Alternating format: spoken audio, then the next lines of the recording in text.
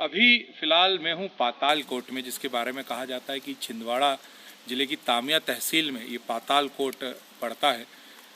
अंग्रेज़ों का शासनकाल आया, अंग्रेज़ों ने जब सारे विश्व को अपने अधीन करना चाहा तो दो ही जगह ऐसी थी जहाँ अंग्रेज़ पहुँच नहीं पाए थे या पहुँचे नहीं थे।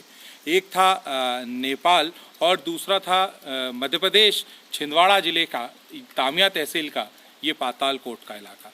यहाँ कहा जाता है कि लगभग दिन में 1 बजे सूरज की रोशनी यहाँ पर आती है, ज़मीन पर पड़ती है पातालकोट की, और शाम 4 बजे सूरज की रोशनी यहाँ से चली जाती है।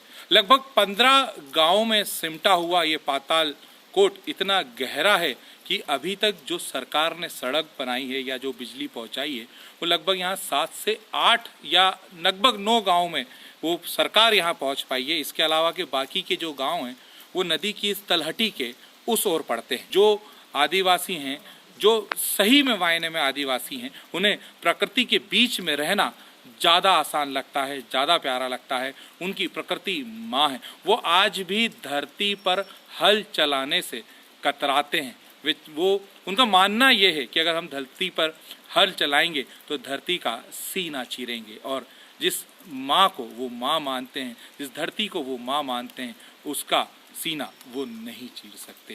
तो पातालकोट वो जगह है जो समुद्र तल की गहराई से भी गहरा है।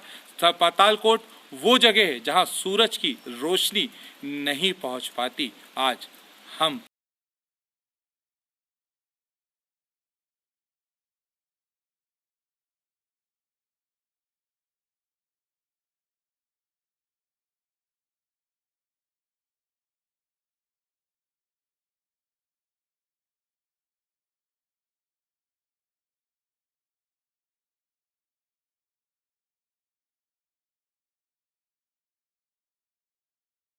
की सुंदरता दिखाता ऐसा दृश्य मानो सच में किसी चित्रकार ने उसे रंगों से सजाया। आज मैं हूँ प्रकृति की गोद में बसे ऐसे अद्भुत स्थान पर जिसका नाम है पातालकोट। पाताल यानी वो दुनिया जो जमीन के नीचे है, वो दुनिया जहाँ इंसान का पहुँचना संभव नहीं। पुराणों में भी कहा गया है कि धरती पर 7 पाताल हैं: अतल, वितल, सुतल, तलातल, महातल, रसातल और पाताल। पाताल मतलब अनंत गहराई वाला स्थान। दरअसल पातालकोट आने वाले लोगों को पातालकोट की गहराई का अंदाजा ही नहीं लगता, क्योंकि वो पातालकोट की गहराइयों में पहुंच नहीं पाते। आप देखेंगे वो सामने जो स्टैंड दिख रहा है वो सेल्फी स्टैंड है, और जो पर्यटक आते हैं वो वहीं से लौट जाते हैं, उन्हें वहीं से लोग दिखा देते हैं कि जो ये नीचे का पूरा इलाका है, ये पूरा जो है ये आपका पातालकोट है। लेकिन मैं आपको दिखाना चाहूँगा तो सेल्फी स्टैंड से मैं यहाँ बिल्कुल बीचों बीच खड़ा हूँ, और जो नीचे वाला क्षेत्र है, ये जो पूरा पहाड़ी दिख रहा है, इसके नीचे हजारों मीटर नीचे पातालकोट है। वो नदी है जहाँ से पातालकोट की तलहटी शुरू होती है।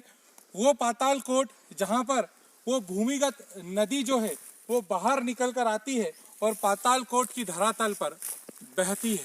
तो आप अगर पातालकोट घूमने आएँ तो आप पातालकोट की गहराइयों का अनुमान ना लगाएं, पातालकोट के अंदर जाएं, पातालकोट की तलहटी तक जाएं, उस नदी में जाकर नहाएं, हाथ पैर धोएं, मुंह धोएं, तब जाके आपको एहसास होगा कि पातालकोट की गहराई आखिर है क्या। पातालकोट का नज़ारा भी बिल्कुल पाताल लोक जैसा ही है। हजारों फीट की गहराइयाँ, मानो धरती के गर्भ में समाया है, प्रकृति की गोद में बसा है यह पातालकोट। पातालकोट में हैं अभी आप। पातालकोट की ये नदी जो बह रही है, और ये ऊंचाइयाँ देखिए, ये मात्र पातालकोट का एक पहाड़ है। इससे कई गुना ऊंचे पहाड़ों के बिल्कुल बीचों बीच में हैं आप। और पातालकोट एक ऐसी जगह जहाँ के आदिवासियों के बारे में ये कहा जाता था कि यहाँ का आदिवासी तीर कमान लेकर चलता है। यहाँ का आदिवासी बाहरी लोगों को अपने बीच देखना पसंद नहीं करता। उस पातालकोट के बिल्कुल गहराइयों में आप हैं। ऊंची पर्वत श्रृंखलाओं से तीनों ओर से घिरा हुआ है पाताल कोट।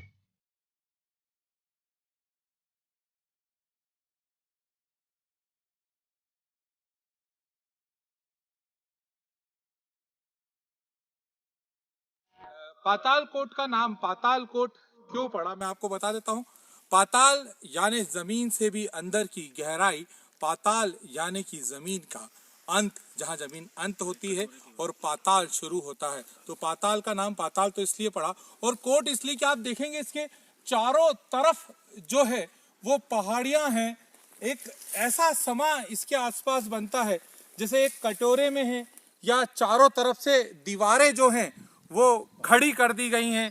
ऐसा लग रहा है जैसे किसी चीज को सहज के रखा हुआ है, प्रकृति ने अपनी गोदी में संभाल के रखा है, एक कटोरे के अंदर संभाल के रखा हुआ है। इसलिए इस पूरे जो क्षेत्र है, जो इलाका है, या जो बोलेंगे तलहटी है, उसको पाताल कोट के नाम से जाना जाता है।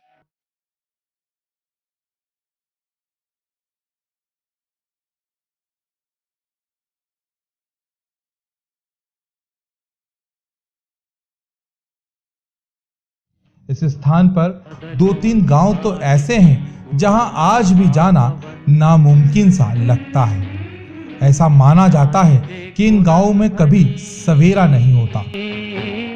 यहाँ जो रोशनी आपको दिखाई दे रही है, दरअसल ये मौसम का भी इफेक्ट होता है। जब ठंड में सूरज जो है, जो हिंदू रीति रिवाजों के अनुसार कहा जाता है कि उत्तर नारायण का हो जाता है, थोड़ा सा जो अपनी स्थिति होती है गर्मी में उसकी, वो स्थिति वो चेंज कर लेता है और उत्तर की तरफ से अपने पूरब से पश्चिम की ओर बढ़ता है। उसी वजह से थोड़ा लेट समय के लिए यहाँ पर सूरज की जो रहने की अवधि है वो बढ़ जाती है, और कुछ समय और पाताल कोट की जो जमीन है, जो पाताल कोट का जो तल है, उसको सूरज की रोशनी मिल पाती है। जमीन से काफी नीचे होने और विशाल पहाड़ियों से घिरे होने के कारण इसके कई हिस्सों में सूरज की रोशनी भी देर से और कम पहुंचती है। यही नहीं, यहाँ के स्थानीय लोग आज भी शहर की चकाचौंध से दूर हैं। पौराणिक कथाओं के अनुसार यह वही स्थान है जहाँ से मेघनाथ भगवान शिव की आराधना कर पाताल लोक में गया था। आधुनिकीकरण से कोसों दूर पाताल कोट के आदिवासी आज भी अपने जीवन यापन की परंपरागत शैलियां अपनाए हुए हैं। रोजमर्रा के खान पान से लेकर विभिन्न रोगों के निदान के लिए आदिवासी वन संपदा पर ही निर्भर है। चित्रकार है ये कौन? मक्के की रोटी, टमाटर की चटनी। वैसे पाताल कोट के बारे में मशहूर है कि यहाँ के जो आदिवासी हैं वो कंद मूल खाकर अपना जीवन यापन करते थे। हमें तो वो आदिवासी अभी तक मिले नहीं। अंदरूनी कुछ इलाकों में शायद हों तो हों, लेकिन आम केरा करके जो सड़क जहाँ तक सरकार ने बनाई है, वहाँ पर आकर कुछ आदिवासी परिवार जो अब आम लोगों में घुल मिल से गए हैं, उन लोगों ने कुछ खाने की व्यवस्था कर रखी है। कहा जाए तो देसी ढाबे उन लोगों ने शुरू कर रखे हैं। 10 रुपए में वो एक मक्के की रोटी और देसी टमाटर की चटनी यहाँ पे आने वाले लोगों को देते हैं, और आने वाले लोग उसे खाते हैं।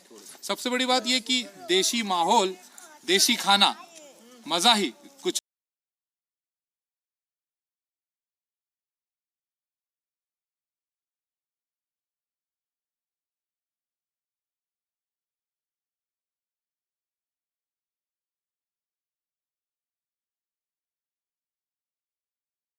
आदिवासियों की बात आती है, प्रकृति की बात आती है, तो जड़ी बूटियों का नाम अपने आप आ जाता है। आदिवासियों की अपनी एक चिकित्सा पद्धति होती है जिसे वो फॉलो करते हैं, जिसे वो अपनाते हैं, और अपने लोगों का उपचार वो उसी पद्धति से करते हैं। जड़ी बूटियाँ जंगल से उन्हें मिलती है, पेड़ों से उन्हें मिलती है, प्रकृति से उन्हें मिलती है। यहाँ बहुत सारी जड़ी बूटियाँ हैं जो आदिवासी लोग हैं जो जंगलों से ढूंढ के लाते हैं। पातालकोट की तलहटी से ढूंढ के लाते हैं। इनमें से बहुत सारी जड़ी बूटियां तो ऐसी होंगी जो सिर्फ पातालकोट में ही मिलती हैं। मेरे साथ हैं ऐसे ही एक आदिवासी नौजवान जो जड़ी बूटियां यहाँ पर बेचते हैं। इनमें से कौन कौन सी जो जड़ी बूटियां हैं जो सिर्फ पातालकोट में मिलती हैं?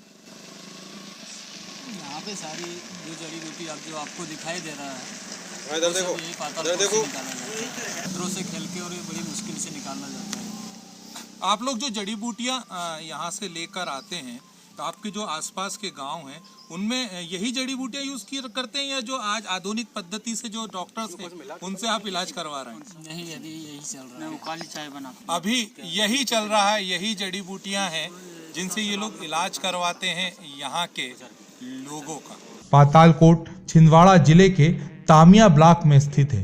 तकरीबन 89 वर्ग किलोमीटर क्षेत्र में फैली यह घाटी सदियों तक बाहरी दुनिया के लिए अनजान और अछूती बनी रही।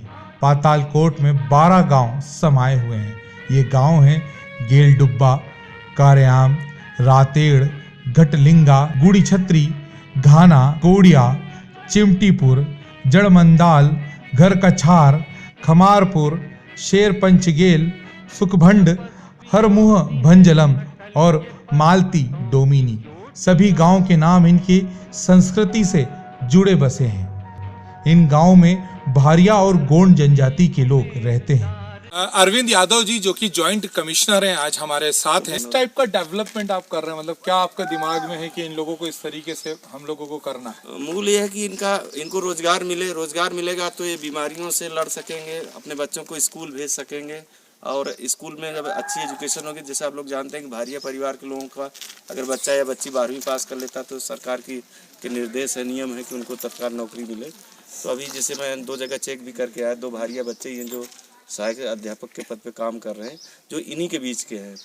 तो इस तरह से इनके विकास, मतलब इनको एक तरह से आर्थिक संपन्नता मिलेगी, तो निश्चित रूप से बाकी बुराइयों से दूर होंगे और अपने बच्चों को आगे बढ़ा पाएंगे, उनके लिए शिक्षा की अच्छी व्यवस्था। सर, तो कुछ गांव ऐसे बचे हैं जिन तक अभी तक सड़क का निर्माण होना है, मतलब दिमाग में है पहुंच? हाँ, वो गवर्नमेंट की पॉलिसी में है और जनसंख्या बेस्ड होता है और उसमें प्रायोरिटी के आधार पे होते जा रहे हैं। अभी भी वो आदिवासी हैं जो जिन तक हम आम लोग नहीं पहुंच पाए इस इलाके में? नहीं, कोशिश तो है कि ये सभी लोग कवर हों, क्योंकि बहुत सारे विभाग काम करते हैं। ट्राइबल विभाग है, महिला बाल विकास है, आप जहाँ भी जाएंगे आपको आंगनबाड़ियाँ और ये दिखेंगी कार्य क्षेत्र। और आप जैसा कि देख रहे हैं कि बहुत सारे मजदूरी में भी लोग निकल के आ रहे हैं, तो निश्चित रूप से इन्हें रोजगार मिल रहा है और आगे भी हम लोगों का ही प्रयास है कि ये मुख्य धारा से जितनी जल्दी इनको हम लोग जोड़ सकें। यहाँ से जब मैं वापस अपने शहर के लिए लौट रहा था, तब यहाँ से जाने का मन नहीं था, क्योंकि यहाँ की अकल्पनीय सुंदरता मेरे दिलो दिमाग पर छप चुकी थी और मन अभी भी मानने को तैयार नहीं था कि प्रकृति की गोद को छोड़कर सीमेंटों के जंगलों में लौटूं। खैर, वापस आने के वादे के साथ अलविदा पातालकोट।